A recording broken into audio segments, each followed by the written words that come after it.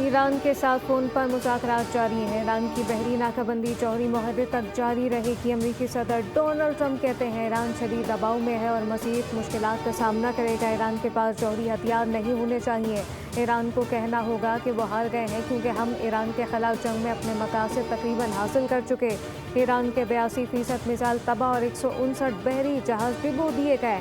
امریکی صدر نے کہا کہ روسی صدر پیوٹن کے ساتھ ایران اور یوکرین کے معاملے پر فون پر بات ہوئی۔ پیوٹن سے کہا کہ امریکہ جنگ بندی کرنے میں مدد دینے سے پہلے روس کو اپنی جنگ بند کرنی ہوگی۔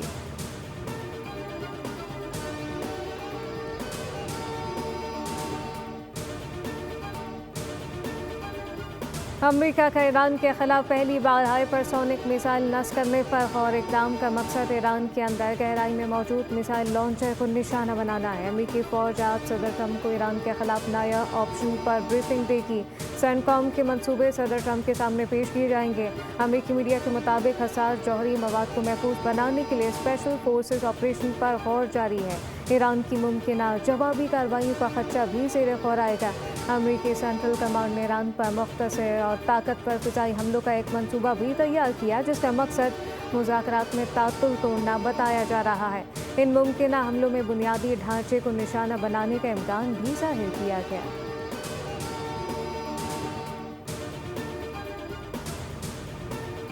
ٹرانسپورٹ کے لیے گزشتہ ماہ کئی سبسڈی میں 1 ماہ کی مزید توسیع کا فیصلہ۔ وزیراعظم نے سفری کرایے اور مال بردار گاڑیوں کے کرایے میں اضافے کو روکنے کی ہدایت کر دی۔ کہا کہ عوامی ریلیف کے اقدامات کی مؤثر نگرانی یقینی بنائی جائے۔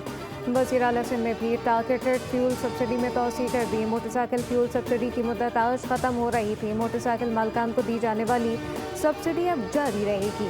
سندھ حکومت موٹر سائیکل والوں کو ماہانہ 2000 روپے دے رہی ہے۔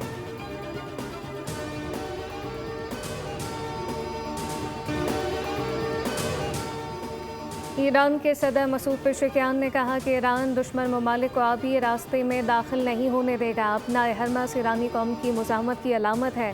آبی گزرگاہ میں کسی بھی قسم کی بدامنی کی ذمہ داری امریکہ اور صہیونی حکومت پر عائد ہوتی ہے۔ ایران اس اسٹریٹجک سمندری راستے کی حفاظت کو اپنی قومی سلامتی کا اہم جز سمجھتا ہے۔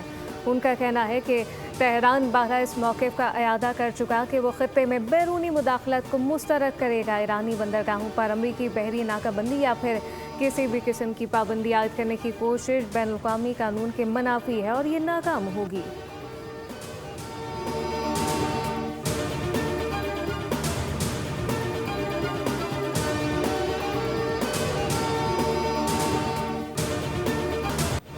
عالمی منڈی میں خام تیل کی قیمتیں 4 سال کی بلند ترین سطح پر پہنچ گئی۔ برنٹ خام تیل $126 فی بیرل کو چھو گیا اور امریکی خام تیل $108 فی بیرل تک جا پہنچا۔ ماہرین نے بحری ناکہ بندی جاری رہنے اور ایران امریکہ مذاکرات تعطل کا شکار رہنے کی صورت میں خام تیل کی قیمتوں میں مزید اضافے سے خبردار کر دیا۔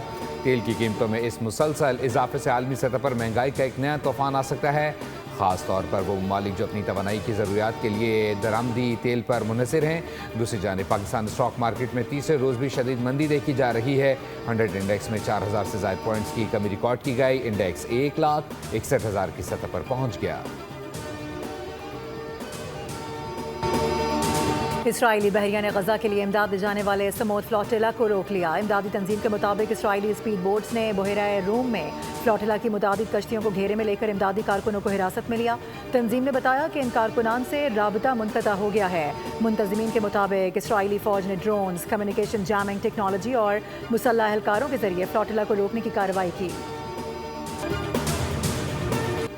پاک بحریہ کی پہلی جدید ترین ہنگور کلاس آبدوز کی چین میں کمیشننگ مکمل۔ تقریب کے مہمان خصوصی صدر مملکت آصف علی زرداری تھے، جن کے ہمراہ نیول چیف ایڈمرل نوید اشرف بھی موجود تھے۔ اسٹیلتھ ڈیزائن اور جدید ترین ٹیکنالوجی سے لیس یہ آبدوز بحر عرب میں پاکستان کی دفاعی صلاحیتوں کو نئی بلندیوں پر لے جائے گی۔ وزیر اعظم اور فیلڈ مارشل نے اس تاریخی سنگ میل پر قوم اور پاک بحریہ کو مبارکباد پیش کی۔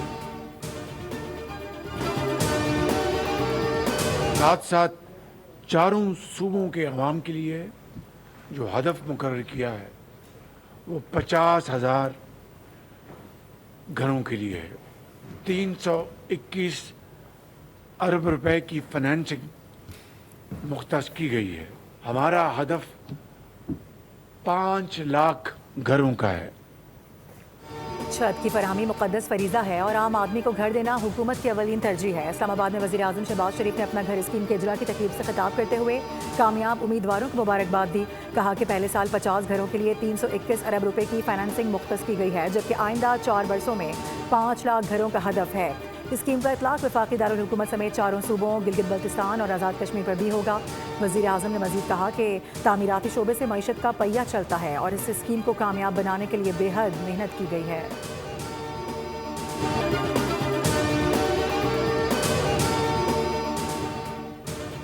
वज़ीर आला पंजाब ने कच्चा एरिया की तरक्की और अमन व अमान के क़याम के लिए 23 अरब रुपए के बड़े तरक्याती पैकेज का ऐलान कर दिया। अपना खेत अपना रोज़गार प्रोग्राम के तहत 14,500 एकड़ सरकारी अराजी मकामी अफराद को दी जाएगी। मंसूबे में स्कूल्स, अस्पतालों, सड़कों और ब्रिज की तामीर, ट्रांसपोर्ट और क्लिनिक ऑन व्हील्स की फराहमी शामिल है। जदीद ड्रोन सर्विलेंस, APCs और पुलिस गाड़ियों में कैमरे नस्ब किए जाएंगे। अफगान तालिबान रजीम का अंगूर अड्डा के सरहदी इलाके में सिविल आबादी पर बुज़दिलाना हमला 29 अप्रैल 2026 को अफगान तालिबान की जानिब से मार्टर गोला फायर किया गया, जो एक घर पर गिरने से 5 अफराद जख्मी हुए।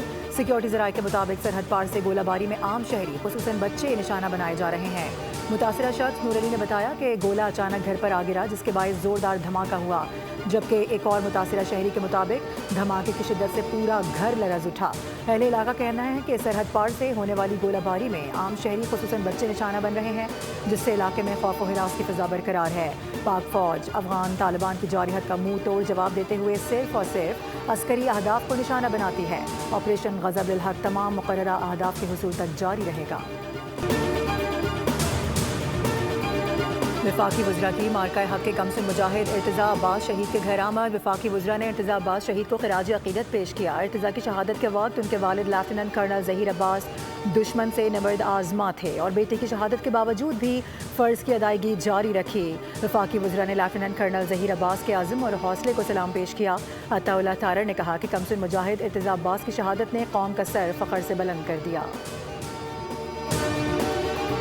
पहलगाम फॉल्स फ्लैग के बाद भारत का गुमराह कुन बयानिया मुस्तनद हक़ाइक़ के सामने गलत साबित हो गया।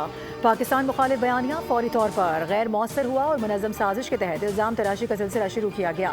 मुबैना हलाक शुदगान की तस्वीर AI से तैयार की गईं, जबकि नाक़िस सिक्योरिटी निज़ाम पर संजीदा सवालात भी उठते रहे। भारतीय हुकूमत ताहाल इन सवालात का कोई मौसर जवाब देने से क़ासिर है।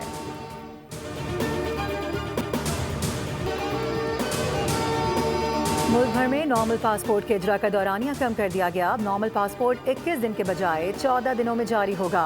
वफाकी वज़ीर दाखिला मोहसिन नकवी और वज़ीर ममलिकत तलाल चौधरी की ज़ेर सदारत इजलास में फैसला किया गया। इजलास में पासपोर्ट घरों तक डिलीवरी के निज़ाम को मज़ीद मौसर बनाने और बिजनेस पासपोर्ट के इजरा को जल्द हतमी शक्ल देने की हिदायत भी दी गई। वज़ीर दाखिला ने कहा कि पासपोर्ट दफातर में 15 रोज़ के अंदर मुकम्मल कैशलेस निज़ाम नाफिज हो जाएगा, जिसके बाद एजेंट माफिया का खात्मा और आवाम को सहूलत मिलेगी। वज़ीर आला सिंध सैयद मुराद अली शाह का मेयर कराची के हमरा यूनिवर्सिटी रोड का दौरा, BRT मंसूबे और दीगर जारी तरक्याती कामों का तफसीली जायजा लिया गया।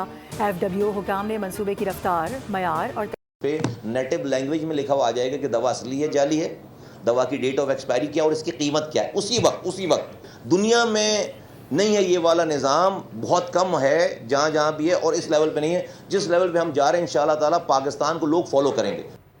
वफाकी वज़ीर सेहत सैयद मुस्तफ़ा कमाल ने कहा है कि पाकिस्तान के सेहत के निज़ाम को जदीद खतूत पर इस्तेमाल किया जा रहा है। पाकिस्तान से अद्वियात दुनिया के मुख्तलिफ ममालिक में बरामद होती हैं और अब मुल्क में WHO pre qualified lab fall की जा चुकी है। इस लैब के क़याम से पाकिस्तानी अद्वियात की एक्सपोर्ट को मज़ीद फ़रोग़ मिलेगा। वज़ीर सेहत ने मज़ीद कहा कि हुकूमत का काम कारोबार करना नहीं बल्कि सहूलत फराहम करना होता है और WHO के ताउन से सेहत के शोबे में बेहतरी लाई जा रही है। मुस्तफ़ा कमाल ने कहा कि WHO और मैच्योरिटी लेवल 3 का हुसूल हमारा हदफ है, जिससे पाकिस्तानी अद्वियात 150 ममालिक में बरामद की जा सकेंगी।